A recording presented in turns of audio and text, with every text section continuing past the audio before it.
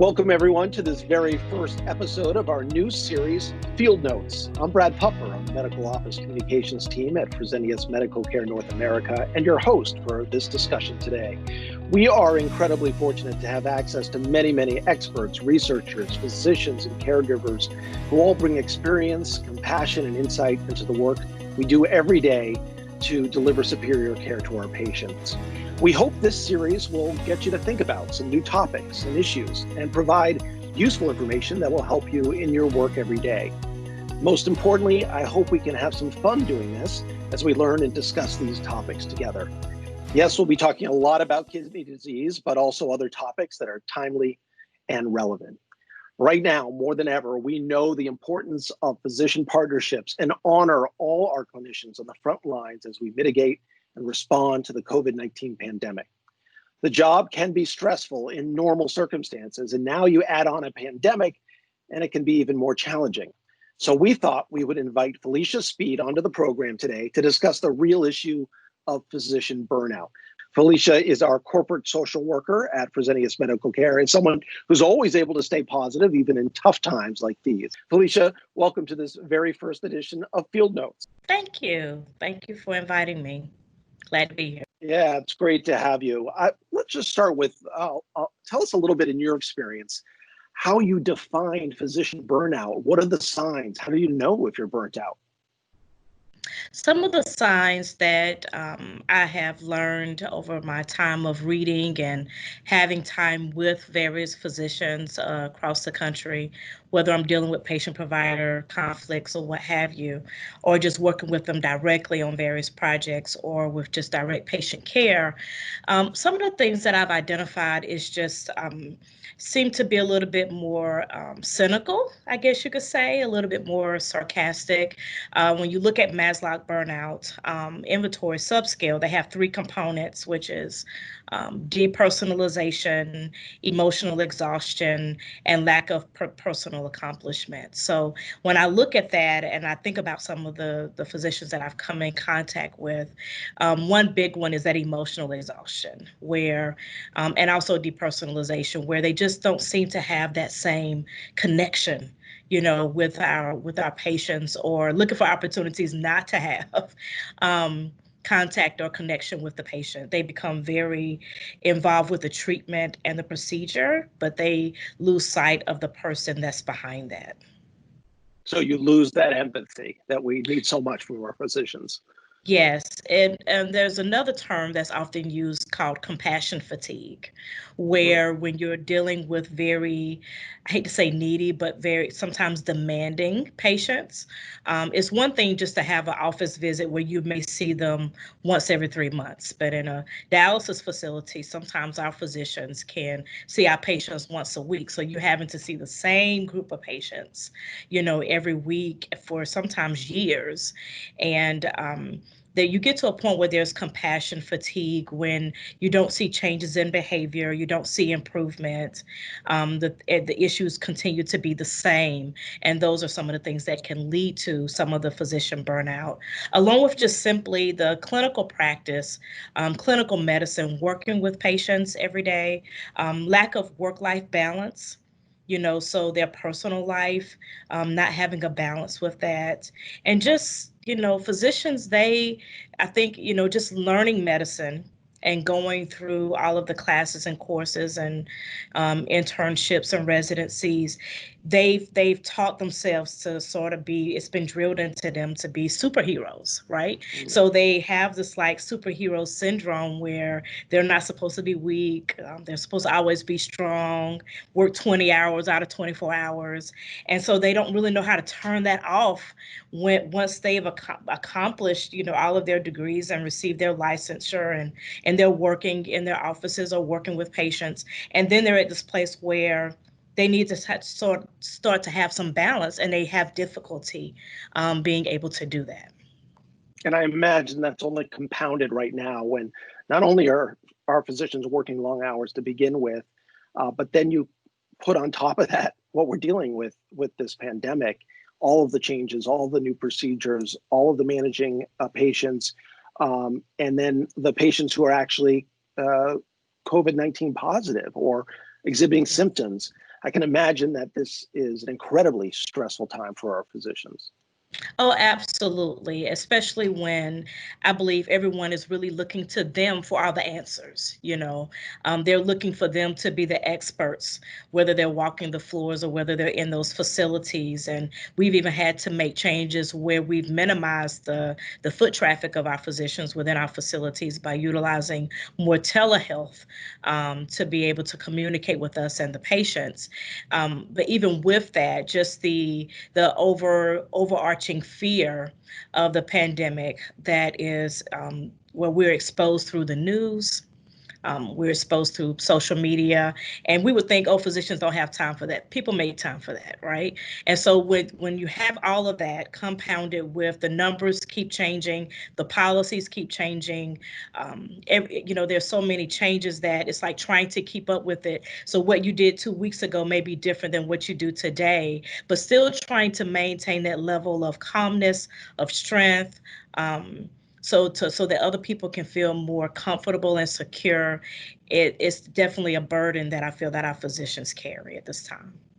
And I imagine it's hard to answer questions too. They're used to having all the answers when a patient asks them a question. Right now, there's a lot of unknowns out there.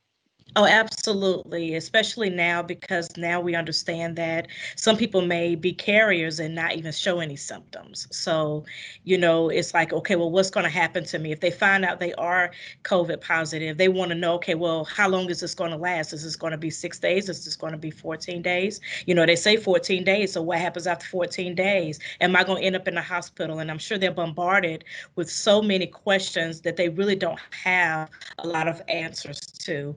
There's questions like, well, what if I'm pregnant? Or, staff are asking them, and there's not enough evidence, research evidence right now because it's still too new to really be able to identify and solidify any true answers to a lot of the various questions that people may have, or how long can I be exposed to other people? I'm being isolated from my family.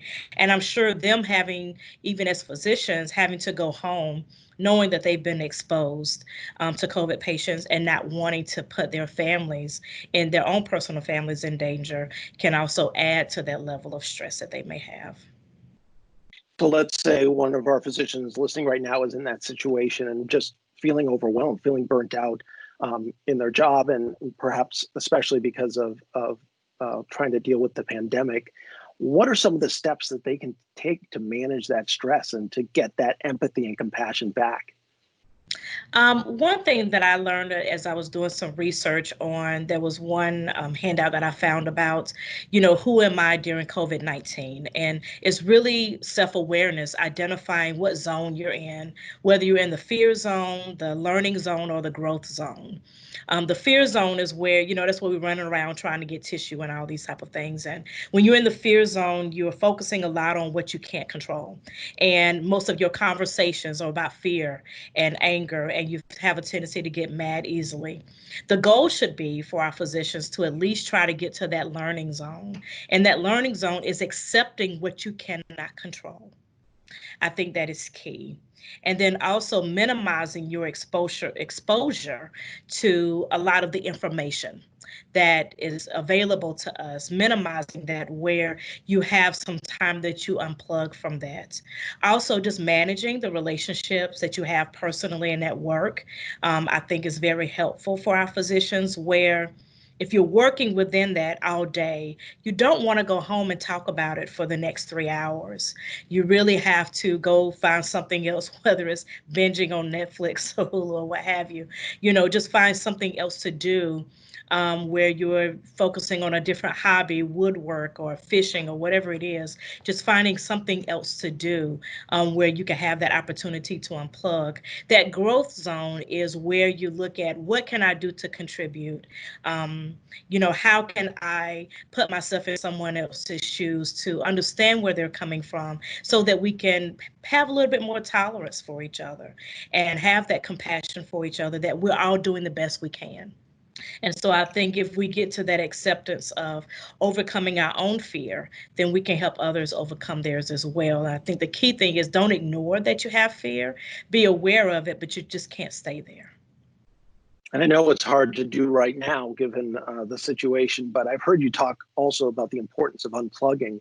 I think you said at one time you hope physicians can give an hour. You know that's not realistic, but No. to give 15 minutes, how important is it just to unplug and focus on yourself for a few minutes each day? It is absolutely essential. I believe that our bodies are not built, and mentally and emotionally, we are not built to handle this level of stress for long periods of time. You have to give your body time to reset. You have to give your body time to replenish some of its energy, whether it's emotionally, mentally, because it's going to affect you. You're going to start to have memory problems. You may start to have panic attacks. Um, and you just may find yourself being, even getting to a place of suicidal thoughts or depressive thoughts. And so you want to be able to make sure that you're taking that time to just unplug completely, even if it's just 15 minutes. And I know people are not big, oftentimes physicians don't want to do mindfulness. They don't want to do breathing, but at least try to do some type of relaxation techniques. You can always order a massage chair, what have you, listen to some music that you like, even if it's just like heavy metal or hard rock or country or whatever it is, just to, just get up and dance. Dance is a great way just to have that break, just to relax and give your body time just to release the endorphins that it needs to kind of replenish itself. There's even something called laughing yoga where you just start laughing and your body doesn't know whether something's funny or not. It has no idea. It automatically is going to release the same hormones, whether it was funny or not, just by simply laughing. So it's just simple things that you can do throughout the day, whether, we take time to go to the restroom eventually, so why not take the time to have that self-care, even if it's just 5 minutes. Felicia, I was wondering if you could give us an example of a physician you've talked to that may have been dealing with some physician burnout, and how did you manage that situation? How common is this? Actually, some of the research that I read by Christina Maslach as well as Dyke Drummond, they said about one out of three physicians experience physician burnout. And when I read that, I was like, well, I mean, I used to work with three physicians for almost 10 years. So you telling me one of them probably experienced physician burnout? I can't necessarily say during that time, I was really paying attention to their behavior. I mean, some of them, I just thought they were mean, and cranky all the time. I just thought that was just a part of their personality, and we always just made adjustments. But as I look back, I can see how, they were having to adjust to the demands. I think during that time we were expanding our we had one clinic and we became three. So instead of them just always coming to one clinic, now they were going to three different locations and, trying to make rounds and trying to handle all the care plan meetings and the QAI meetings. And then they became joint ventures. So then they had that business piece. And so added all those additional responsibilities, I started to see some depersonalization, where they just really didn't, they were just trying to sign all the documents. The long discussions that we used to have about patients started to get shorter and shorter, where they didn't really want to hear the detail, or, rounds that used to take 2 hours now was only taking an hour because we were spending less time with each patient. So, but over time, one of them, their children got older and they started started participating with some of their children's activities. And then one of them, the children finally did get grown and leave the house. So I think that actually helped. So because then they had more time to dedicate and have some work. They had that emptiness. And so they were like really excited. I did notice that a lot of them start to do golf and things of that nature, but you could tell, over time, I start to see them evolve. And even as I go back now and I check in on those facilities that I used to work in, I can tell that they found that even balance. They seem happier than when I was working with them.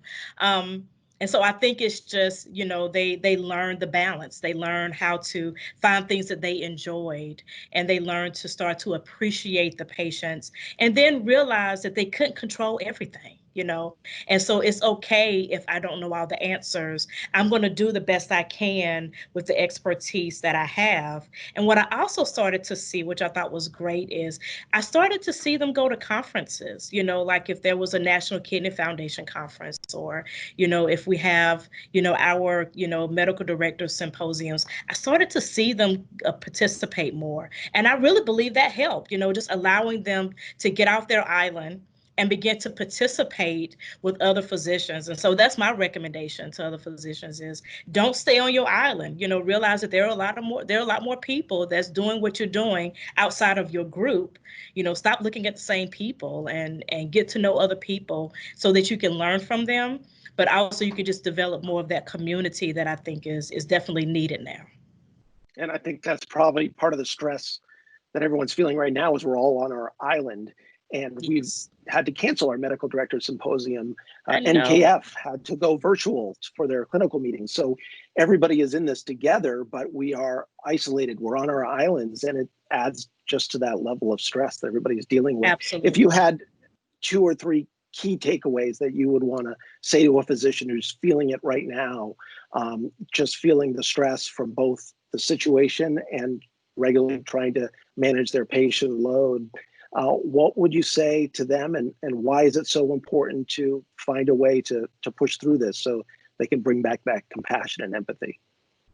I think the first thing is that remember that we all have one thing in common right now. We all are exposed in some capacity to the pandemic, whether it's through family or through work, whether you're a patient, whether you're a nurse, a CCHT, or a physician, we all have that common thread. And so with that commonality, we also all have emotion. And so that's what makes us human. And don't be afraid of what makes you human. And we're not asking for people to be robots. I think now we have to be more intentional about showing our emotions because we're not seeing each other in person. So take those opportunities to show your appreciation, not only to yourself, and say, hey, I really did good today, but also showing that appreciation to other people. I often tell people when you smile, the smile is not for you because you can't see it. It's really for other people. Also, I think being grateful, that's like the key thing I share in every presentation that I find myself doing, whether I'm talking to social workers, nurses, or physicians, because it's one thing I find that is lacking is looking for those opportunities to be grateful. I'm actually right now going through these 30 days of gratefulness during this time. And today it was simply, what textures am I grateful for? I'm grateful for my fuzzy socks. Or yesterday it was, what's in nature that I'm grateful for? And mine was simply the breeze, feeling the wind hit my skin. Is something that I'm grateful for.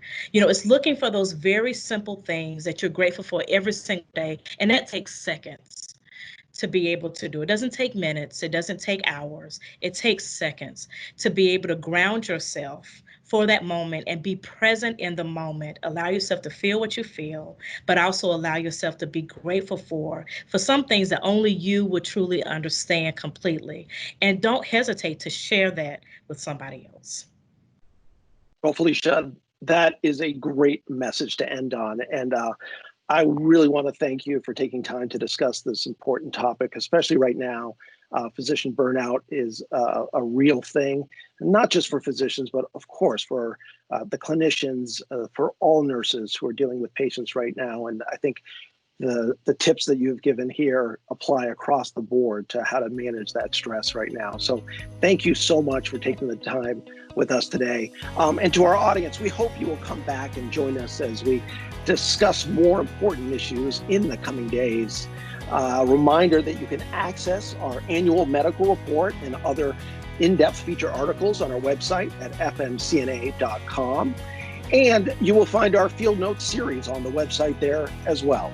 Until next time, I'm Brad Puffer, and you've been listening to Field Notes by Fresenius Medical Care. Take care, everyone. Stay safe.